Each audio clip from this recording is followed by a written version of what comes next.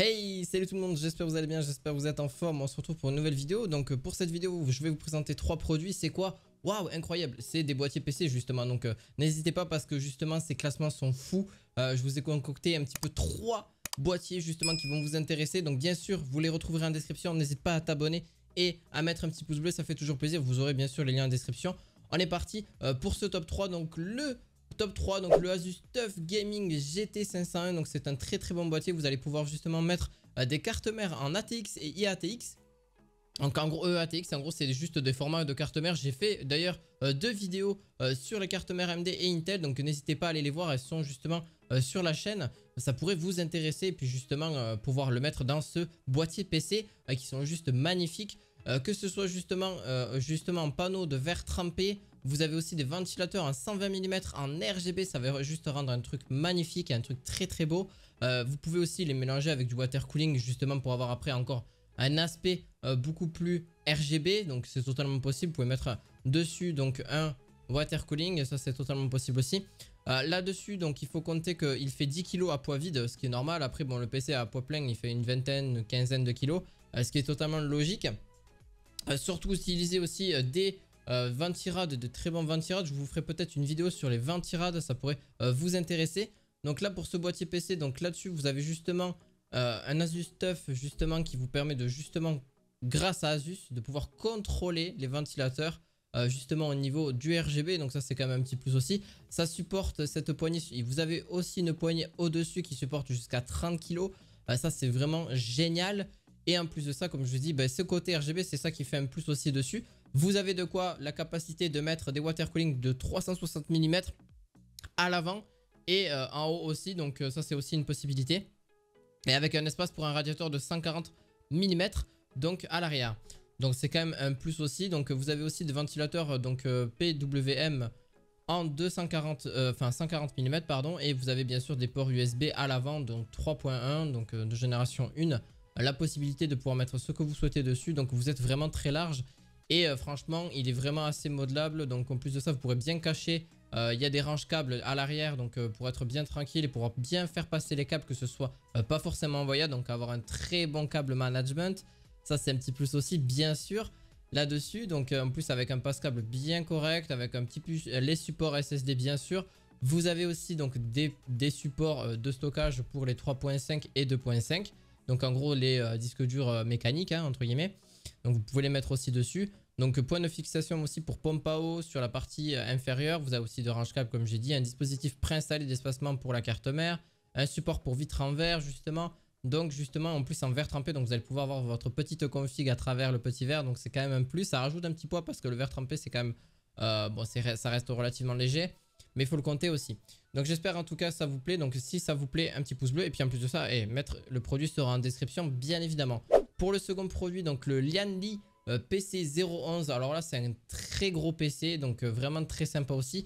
Pour le prix du précédent, j'ai pas forcément précisé. Mais ça peut changer, c'est 160 €. 29 centimes en gros. Voilà, 160 €, vous avez un boîtier PC. Bien sûr d'ici quelques temps ça peut changer le prix, ça peut baisser comme augmenter. Donc là pour le Lianli PC 011 on est à justement un prix de 179 €. Mais un très bon justement boîtier PC parce qu'il est beaucoup plus gros, beaucoup plus grand. Donc pour pouvoir mieux ranger vos cartes mères, pour pouvoir mieux ranger les câbles etc. Bien sûr mettre un water cooling etc. Vous connaissez aussi les bails. Je le trouve assez spacieux, assez sympa.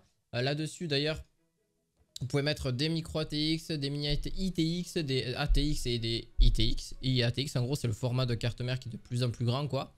C'est du plus petit au plus grand en gros hein, pour vraiment faire simple pour vous. Vous avez donc un support donc justement pour des, voilà, des SSD, aussi des HDD. Donc il n'y a pas de problème au niveau des gros disques durs aussi comme pour avoir ces emplacements là.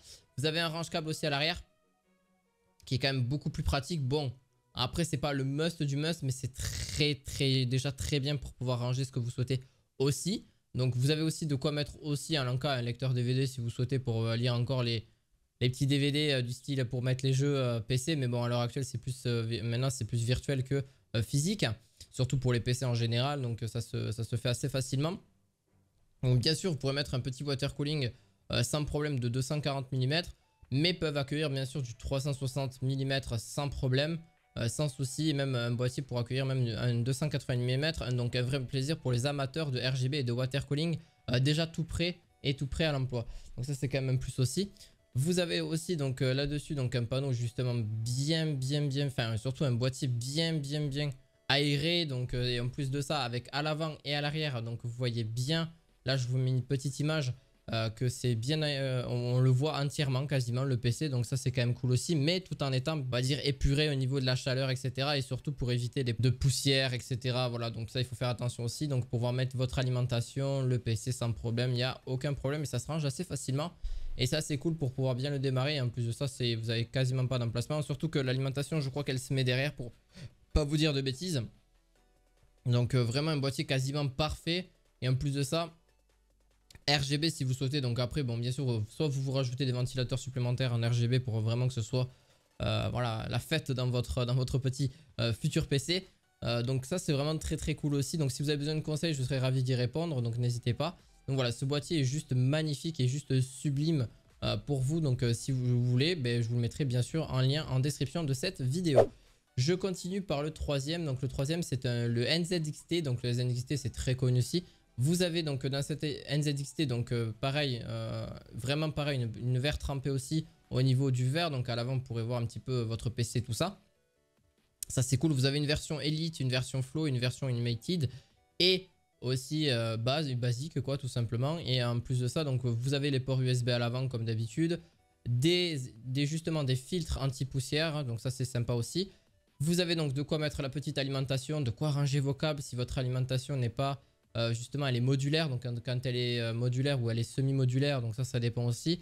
Si vous voulez moins de câbles et plus de câbles aussi, donc tout ce qui est juste câble nécessaire ça suffit amplement. Voilà, c'est vraiment parfait, c'est vraiment de bonnes...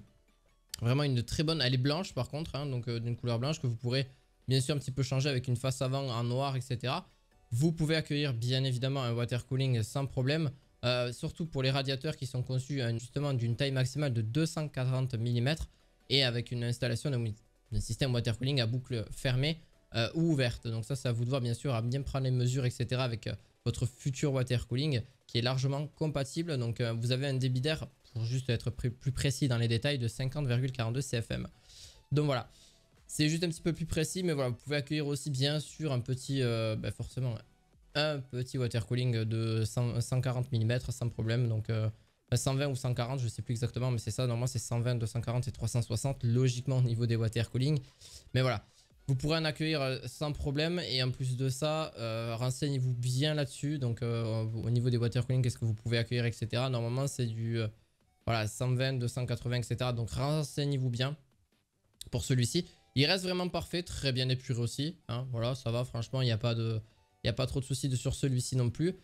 C'est facile à installer aussi un petit water cooling. Votre carte graphique vous pouvez la mettre sur donc soit à l'horizontale soit à la verticale. Donc ça aussi c'est une installation un petit peu plus complexe. Mais voilà, donc il est aussi très robuste, un petit peu plus gros aussi quand même. C'est quand même un PC quand même pas négligeable en termes de hauteur, en termes de largeur aussi.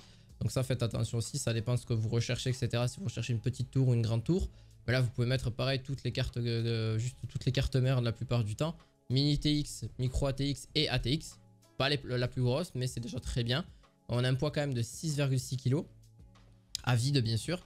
Donc après plein forcément ça va peser dans les 10-15 kg. Ça dépend ce que vous mettez dessus en termes de carte graphique. Voilà, ça dépend du poids etc. Des composants que vous mettez à l'intérieur. J'espère que cette vidéo vous aura été utile dans le choix justement d'une tour. Donc j'espère que ça vous a été utile. N'hésitez pas à mettre un petit pouce bleu et bien sûr à vous abonner. On se retrouve pour d'autres objets high-tech. Je vous dis à la fois prochaine pour de nouvelles vidéos. À la fois prochaine. Ciao ciao.